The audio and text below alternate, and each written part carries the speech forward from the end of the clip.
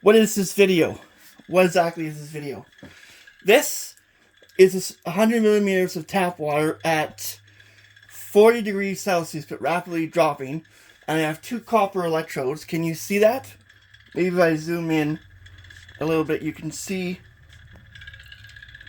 the copper electrodes. I have 10 grams of copper citrate and about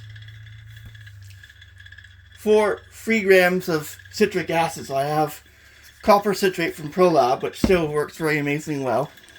And I have a few grams of citric acid to make a buffer.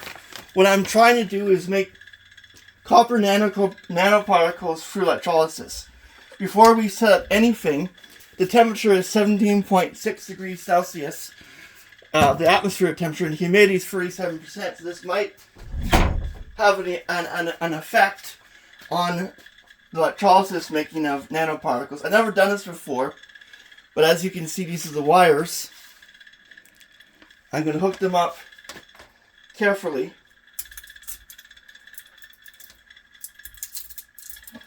I would use like a copper mesh, like a copper roll, which you can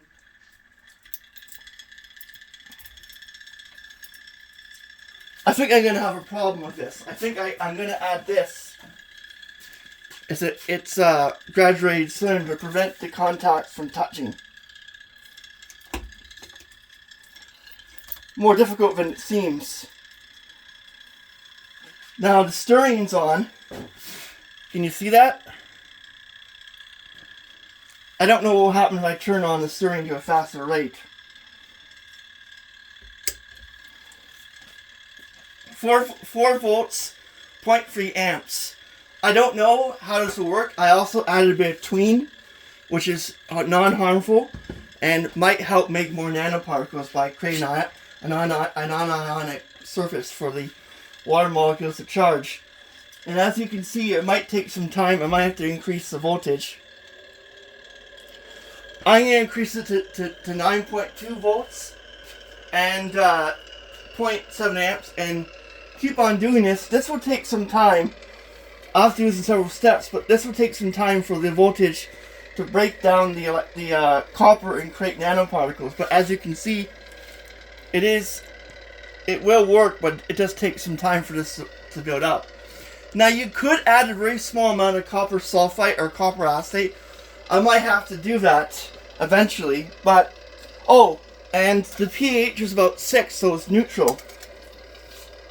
This might take some time for the copper particles to be produced, and I might have to add a small amount of a solution of copper nanoparticles of copper acetate or copper sulfite, something like that, to try to create these through electrolysis. I'm trying to make a method through electrolysis. It still requires filtration and maybe some centrifugation with particles and that to create them. Would I recommend using them like this for medical stuff? I wouldn't recommend it, even if your copper is pure and that, and they're releasing a lot of heat, and the solution is pure. You could get contaminants in there that could be dangerous for your health.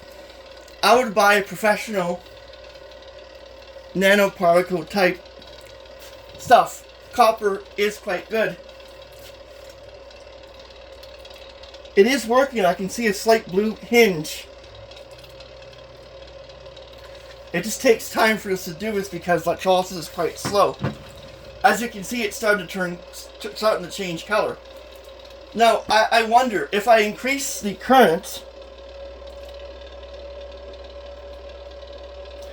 to 16 volts, 16.8 volts, 1.5 milliamps, can I increase the nanoparticle size or can I increase the rate?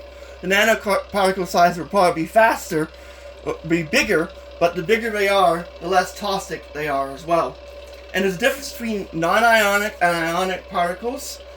The ionic particles have a charge and can react with the body when they enter the body to produce hydrogen peroxide and free oxygen and that. And that's the stuff that damages it. You want non-ionic. And ionic is a bit tricky. This method might produce way more non-ionic than ionic, but I'm not quite sure.